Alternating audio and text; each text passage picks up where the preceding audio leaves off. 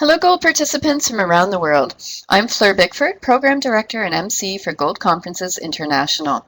And I'm here today talking with Dr. Kathleen Kendall-Tackett about her upcoming presentation titled Mother-Infant Sleep Location. It's not as simple as it seems. Welcome, Kathy. It's great to have you with us today.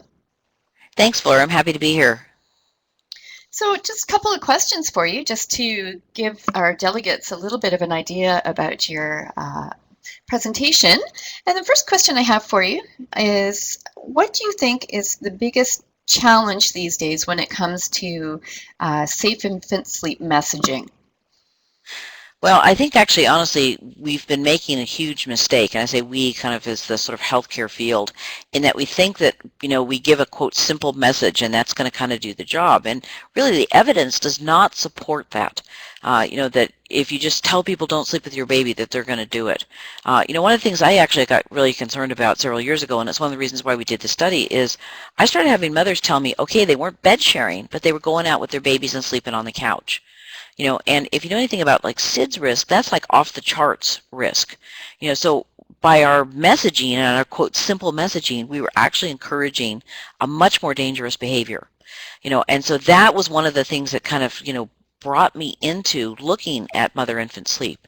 And as a health psychologist, I'm very interested in sleep anyway, just because it's such a key variable in terms of, well-being. And so, again, mother-infant sleep, really, it's interesting not only in terms of where the baby is sleeping, but, how it's impacting the mother's mental health, how it's kind of helping her cope. So these are things I also wanted to look at. It's one of the reasons why we asked all the trauma questions, because, again, like I said, you can't ask about sleep, and, since trauma and depression both have a huge impact on it. I wanted to make sure we kind of covered that. But yeah, the mother-infant sleep location is a really, really interesting thing. And one of the things we kind of learned early on is that most people don't really tell you the truth. And I kind of suspected that that was going to be the case. It depends how you ask the question. When we asked people, where does your baby usually sleep? Only about 30% said the baby was bed sharing. Okay, and when we asked, where does your baby end the night? That number jumped up to 60%. So right there, it's telling you that, that mother-infant sleep location is not kind of a static thing. And anybody who goes into homes and works with moms can tell you this. Babies sometimes may start in the crib, but they don't necessarily end up there. And so we need to make sure our messaging is including all of these complexities. And we found actually lots of demographic kind of differences. And so again, like I said, to think we can have a same message for everybody is kind of ludicrous. It's a much more complicated behavior, and we need to really make our messaging appropriate to that, and we need to do it in a way that respects parents. No matter how much we keep telling them not to do it, they're still doing it. Okay, and so that's something we need to be thinking about in terms of, okay, acknowledging that reality and then working from there and saying, okay, so how can we make sure that this is, being done in the safest way possible? And so again, like I said, really what I would say is we need to move away from the, quote, simple message. It's not working.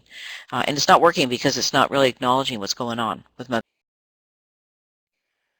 Hey, thank you. And it's definitely interesting. I certainly find in my own practice that, I get that all the time, that, parents are bed sharing.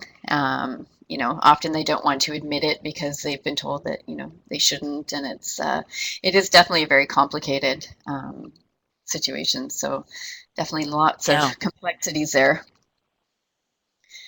Okay. The other question I have for you is, what has surprised you the most during your research into infant sleep?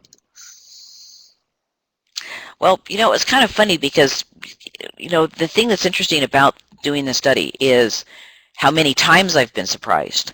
I kind of came into, looking at mother-infant sleep with some ideas about what we would find. And I continue to get surprised. And that's actually kind of a nice thing because, I love it when the research can teach us something new. And I kind of feel like with some of our data, we're moving into some kind of new territory. Like one of the things that I'll, talk about in this presentation is I'll talk about some of the demographic factors. And they kept surprising me. I was sitting there literally running the data analysis going, wow, really? So, I kind of had this idea that it was kind of mostly sort of, educated middle-class women who were more likely to be bed sharing. It's not true. It's actually, you find the less education they have, the more likely they are to bed share. They're more likely to bed share if they're single or separated. Actually, we found a huge number. And honestly, that kind of makes sense if you think about the stress of separation, that it makes sense that everybody kind of want to be together at night. But the other thing that we kind of looked at in this is I looked at, sleep location by feeding method. Because I've got people who say, oh, well, people who are bed sharing, and there was a study that just came out about that. And the people who are bed sharing have, more anxiety, less bonding, and it's kind of like, well, did you talk about how they're feeding their baby? Because you know what, we're finding that makes a difference. If you are especially exclusively formula feeding and bed sharing, that actually tends to be much more stressful than actually having your baby in bed if you're breastfeeding. So we found that makes a difference. So, there hasn't actually just been one thing that surprised me. It's been a continual surprise. I was actually really surprised that a lot of the families with bed sharing also had their pets in the bed. And again, like I said, those are the kind of conversations we need to be having with parents, because honestly, I don't think that's a good idea. As much as I love my animals, sleeping with a baby in the bed, I don't think is probably a safe thing to do. So again, you find it was like 50%. It was a really high percentage. More likely to have other children in the bed. I mean, it was just, there's just been constantly interesting things around the corner. I think part of it, too, is it's nice we have a big sample. We have a sample from 59 different countries. So I feel like we're getting a really pretty good snapshot of kind of how mothers and Hey, thank you, Kathy. That's fascinating. And it sounds like, in your research, you've been asking some different questions that don't normally get asked. And it sounds like you've got lots of interesting research there. So really excited to see your presentation.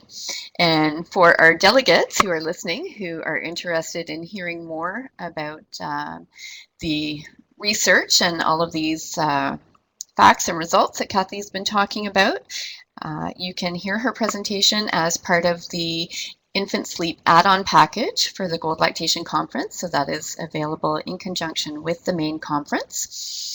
And Kathy, really looking forward to watching your presentation. Thank you for joining us today. Oh, thank you, Flora. I enjoyed being here. Thanks.